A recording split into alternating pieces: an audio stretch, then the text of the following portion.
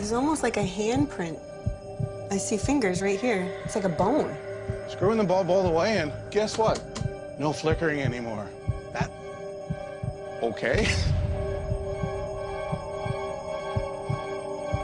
There was a ball moving by itself in the kitchen. Out through your mouth? Scaring me. Oh my God. There is definitely a haunting going on. There was something, like, in me. What the hell was that?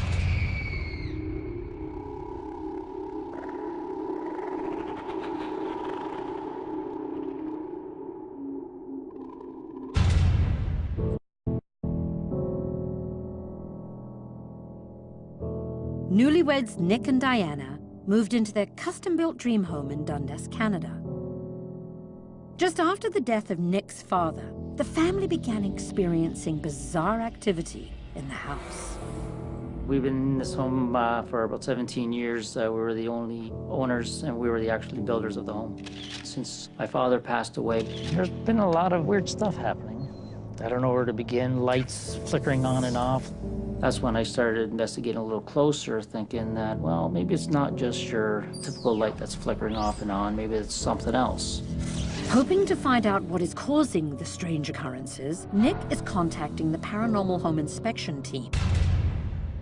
Combining traditional and non-traditional investigative techniques, our team is made up of intuitive healer Nadine, certified home inspector Brian, and paranormal investigator and researcher Michelle. The inspectors will try and uncover what is behind Nick's unsettling experiences. To kickstart the investigation, Michelle meets with Nick to hear firsthand what the family has been experiencing. Thanks for meeting with me, Nick. Can you tell me what's been going on in your home? One night, I was lying in bed, and from the corner of my eye, I see this white silhouette of a person. And it lasted about 3 and 5 seconds, and it just disappeared. Did you notice any kind of temperature change? No, the only temperature change I notice happens in my daughter's bedroom. You can notice a big temperature drop from the hallway right into her room. You mentioned lights. What's going on with the lights? We have one light particular in our basement that come on and off on its own. They checked the filament, they've checked the connection, and everything's bang on. Anything else? We have this one rocking chair in the basement which belonged to my father. Your father has passed away? Yeah, my father passed away 7 years ago. My kids, from time to time, have said that it's moved on its own. Moved? Just rocking on its own.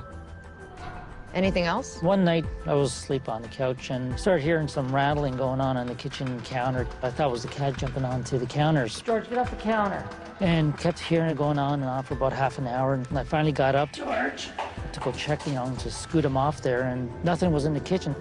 I came back, and he was just sitting there on the ottoman across from me. Oh. Didn't know what to make of it. What would you say is the strangest thing that's happened in your house? In our bedroom, over our bed on the wall, we've noticed some kind of writing or some kind of scribbling. In one spot, you can almost see as if my name was written backwards on it. Anything else? My oldest daughter experienced a few times as if someone was knocking on her window when she's sleeping. On the inside or the outside? On the outside, and she's on the 2nd floor, so. And she's heard her door during the night creep open, as if people walked in her room watching her sleep, and then when she opens her eyes, there's no one there. Any chance of a window being open when this happens? The windows are closed. So, Nick, what do you think is the cause of all this? I really don't know. And that's why I've asked you guys to come in and see if you can give me an answer. Oh, we'll definitely give it our best shot. With the client's list of bizarre activities in the home, Michelle heads to the town archives to research the property and surrounding area. Knowing that Nick and his family have been the only residents of the house, Michelle wants to find out more about the land the home was built on. While Michelle focuses on the history of the property, certified home inspector Brian Daly will follow up on the strange occurrences in the house and seek a more plausible explanation. The family room. This is one of the first things on my list. One night we heard tapping in the kitchen when somebody was sleeping on this couch. George. Now, one of the things I did notice is that there's a train track, probably about 200 meters just from this house. That could cause a whole lot of vibrations in the house. There's got to be an easy explanation for this. Oh, yeah, here, look. We've got cupboards and drawers full of dishes and glassware. As the train goes by, we get vibration, and that's what makes the noise. You know what? We're going to check that one off our list. The homeowner's seen some flashes in the family room. As you can see from here, we've got a front door with side light with bevel glass. There's a street outside with oncoming traffic and headlights. That would cast shadows, easily explained. All right. So down here, I'm told that this chair has moved by itself.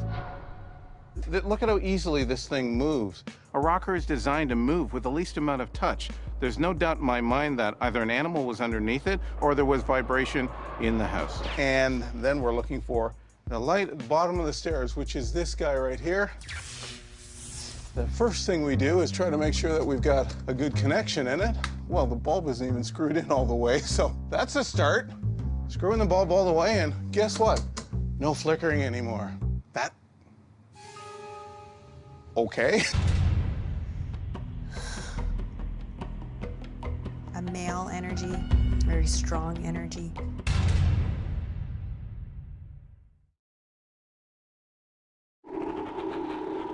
"17 years ago, newlyweds Nick and Diana moved into their custom-built home in Dundas, Canada, a quaint 19th century town. Nick and Diana purchased the land in a new residential development. The land had been previously used as a landfill site, and their home backs onto a railway track. A fact that Brian Daly, our certified home inspector, thought was very relevant to some of the odd occurrences that the family had been experiencing. We've got cupboards and drawers full of dishes and glassware. As the train goes by, we get vibration, and that's what makes the noise. In conducting research into the local area, Michelle discovers some startling historical information about the railway tracks behind the client's home. Okay, so Daniel, I wanted to ask you a couple of questions about the Christmas train crash. The accident in 1934 took place on a cold Christmas night. They took off from the station at around 9 p.m. About 10 minutes later, they ended up on a service track because the engine gave out. There was a brakeman who was at the back of the train, and he saw lights in the distance. Now, at this point, he panicked. He ran over to the main track switch, flipped it, thinking that he was switching it over to the main track so the other train would speed by safely, but he was doing the opposite. That train hit the other one from behind, exploding the back car. Now, when the first responders got there, they were greeted with a horrific sight. The bodies, they were propelled through the air on impact. Some were moving around, still screaming for help, and others were just laying still. So after the train crash, they had to find a service building that could be used as the morgue. So they used the school here, and right here in this basement, they moved the 18 women and men who unfortunately died on that terrible day. Home Inspector Brian Daly continues his inspection of the house and hopes to resolve the mysterious electrical issue in the basement. I think we've got a faulty base or fixture. Most of the electrical down there needs some work. Qualified electricians should come in here and take a look at all the electrical, especially in the basement. So we're gonna head upstairs, and here we go in the master suite. I'm told that there's writing on the wall. That's not writing. That is residue from old wallpaper or old paint that's underneath and just bleeding through. We're gonna check that off the list. And we've got the daughter's room. Now, complaint here is that the door opens by itself. Let's just check that out, and there's the problem right there. The door doesn't latch. This house has dogs and cats in it. They can push it open. We're gonna check that one off and move on to daughter. Here's tapping on the window. There's the problem right there. There are branches hanging over the house right at the glass. Any kind of wind outside will cause the branches to hit the house, and that could cause that tap sound. So we're gonna check that off the list. Now, we've got a room where the complaint is that they're always cold in this room. There's no cold air return in the room. That's the first problem. The second is that they've got furniture over the heating vent. It's no wonder she's cold. They've blocked the supply air vents with furniture, and there's no cold air return in the room. They've got to move the furniture. Check that one off the list. That's a no-brainer. All in all, this house is in relatively good condition. I would advise a little bit of TLC. They need to get some experts in for electrical and some other things, but I think they're in good shape. Brian is convinced there's nothing going on in the client's house that a few minor repairs and an electrician can't fix. But with the family feeling there is something else going on, intuitive healer Nadine Mercy is brought in to conduct her investigation. Nadine has been given no information about the house or its occupants, or what they've been experiencing.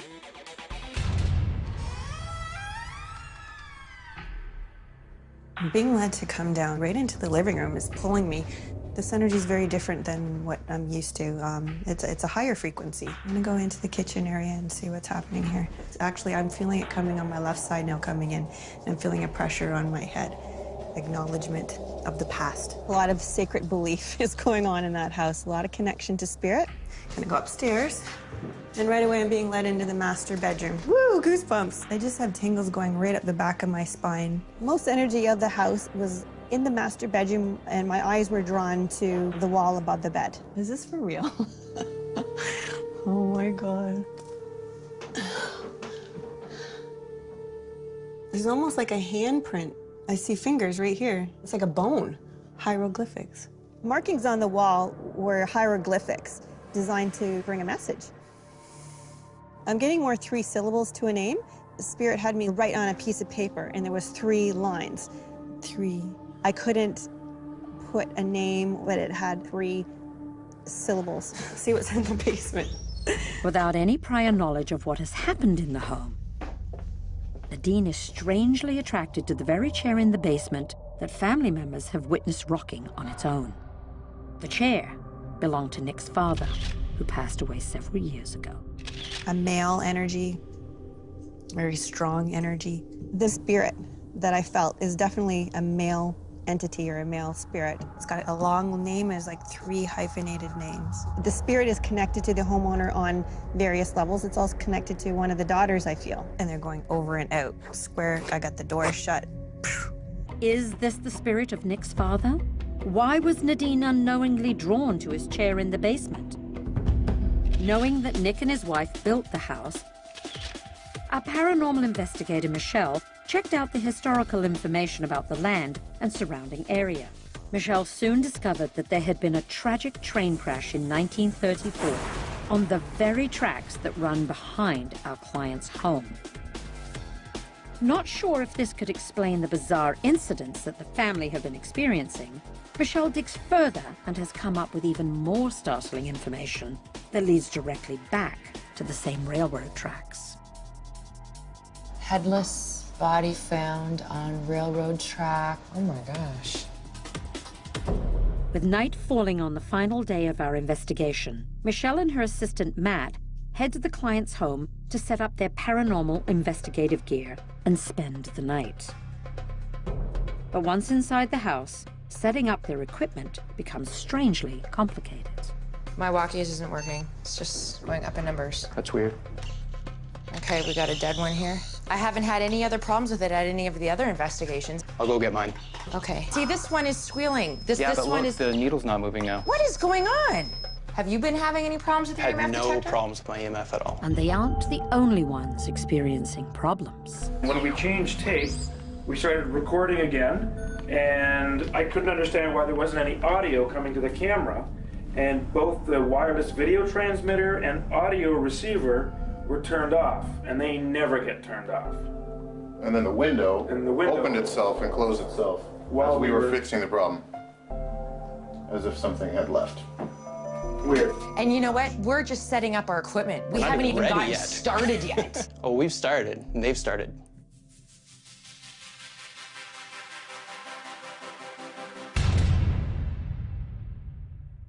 We're gonna go in the basement and try to get the spirits to manifest and come out and show itself or make a noise for us.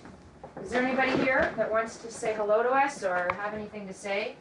Maybe you'd like to come sit in your chair? Can you move the chair? Did you hear that? Yeah, motion detector's going off upstairs. It's not even going off now. What are you trying to write on the walls? Were you murdered? What the hell was that? Did you hear that? Can you make that sound again? Did you hear that? Did you hear that? I hear it right now. It's over here. Yeah, it's in that corner there. There's something. There's definitely something here. What's going on in the basement? Where'd this come from? I don't remember that being there. I don't remember that being there either. Matt, come here. Listen to this. Can you do it again? Is it on the cabinet? No, it sounds like it's somewhere here. Oh my gosh. Yeah, you can. I can't get it to do it. What the hell is doing all these handprints? And why? Ball's moved. Where? Ball's all the way over here now. It's moved at least 2-3 feet. That is really weird. Come in? What the hell was that now? Michelle goes outside to assist a crew member that is visibly shaken. What's wrong? There was something moving around. So it was upstairs and then it was downstairs. There was a ball moving by itself in the kitchen. Take a deep breath, okay? Breathe in through your nose, out through God, your you're mouth. scaring me. I feel like there was something like in me that just, it was like something went through and then this is like the leftovers. Okay, so just tell it to come out. Get out of me. Get out of me. I want to get her in a car. There is definitely a haunting going on. Now you're talking about that, and for some reason I got some irritants in my eye. I've noticed that, yeah. And I can barely keep my eyes focused and open.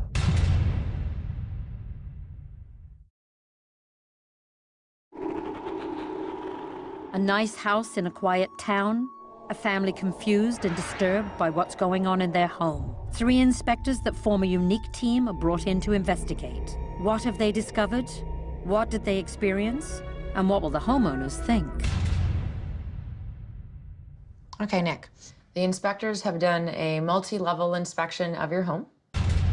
Brian, our home inspector, this is what he had to say. One night we heard tapping in the kitchen. We've got cupboards and drawers full of dishes. As the train goes by, we get vibration, and that's what makes the noise. The homeowner's seen some flashes in the family room. There's a street outside with oncoming traffic and a headlight. That would cast shadows. This chair has moved by itself. Either an animal was underneath it, or there was vibration in the house. The light at the bottom of the stairs, qualified electrician should come in here and take a look. There's writing on the wall. That is old paint that's underneath and just bleeding through. Door opens by itself. The door doesn't latch. Daughter hears tapping on the window. Any kind of wind outside will cause the branches to hit the house, and that could cause that tap sound. Madeline's room being cold, they've blocked the supply air vents with furniture, and there's no cold air return in the room. Good part of what Brian had to say, I don't know, for me, it didn't hold that much water. So let's move on to Nadine.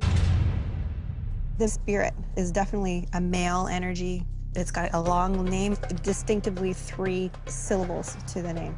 Could be probably my dad's name. Which is? Salvatore. Okay. When my team and I did our investigation, tons of stuff happened. Just tons? Let me show you. When we changed tape, we started recording again, and I couldn't understand why there wasn't any audio coming to the camera. Both the wireless video transmitter and audio receiver were turned off, and they never get turned off. We had all of our equipment malfunctioning. My walkies isn't working. We got a dead one here. The needle's not moving on the gauge. What is going on? Nick, you don't seem surprised by this. We've had that happen in this house quite a lot. What I have to do, though, is tell you about some of the history in the area. Okay. Christmas Day in 1934, there was a tragic train accident that killed 18 people. It's news to me. As well, in 1882, a local toll keeper was found on the railroad tracks, murdered, decapitated. And that was closer to your house. His name was Joseph Poole. I was trying to talk to Joe. Were you murdered? Okay, now you're talking about that, and for some reason I got some irritants I've in my eye. noticed that, yeah. And I can barely keep my eyes focused and open. You okay? Yep. Okay. Fine. After everything that we've seen and heard and experienced, we believe that you're living with several spirits.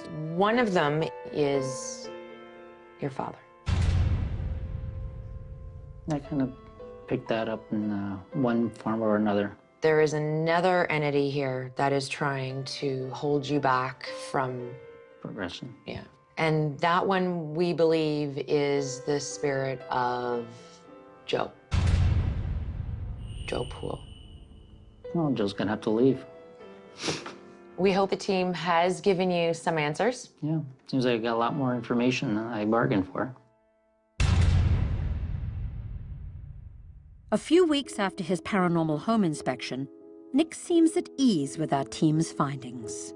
Since the last time you were here, we've been quite busy. Kids are doing their normal thing. Me and my wife, we're enjoying ourselves, and we feel much more comfortable now than we did before. The activity level from time to time is up there, and from time to time it's down to nothing. When we do acknowledge it, we kind of smile and just move forward. As for the paranormal inspectors, I felt great that they came through. At least we got some answers and more or less got to find out who's actually here.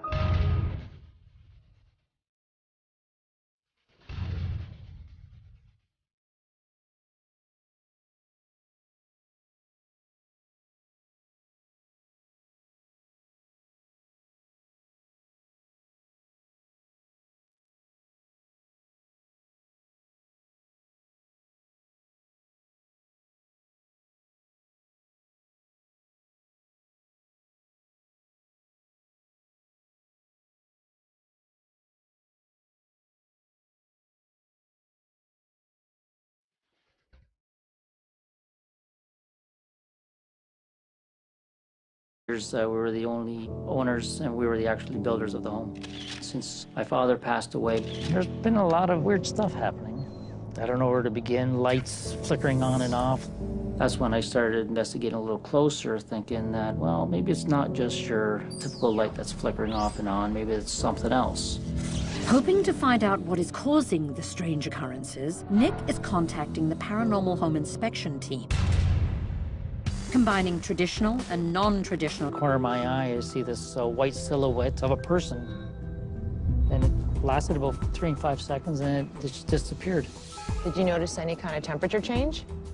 No, the only temperature change I notice happens in my daughter's bedroom. You can notice a big temperature drop from the hallway right into her room. You mentioned lights. What's going on with the lights? We have one light particular in our basement that come on and off on its own.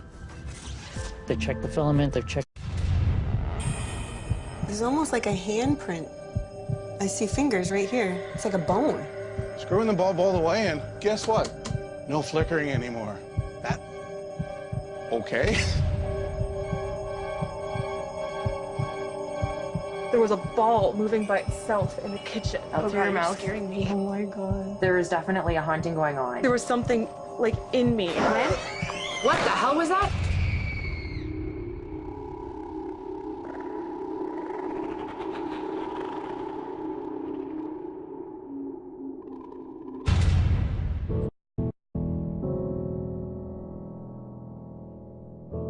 Newlyweds Nick and Diana moved into their custom-built dream home in Dundas, Canada.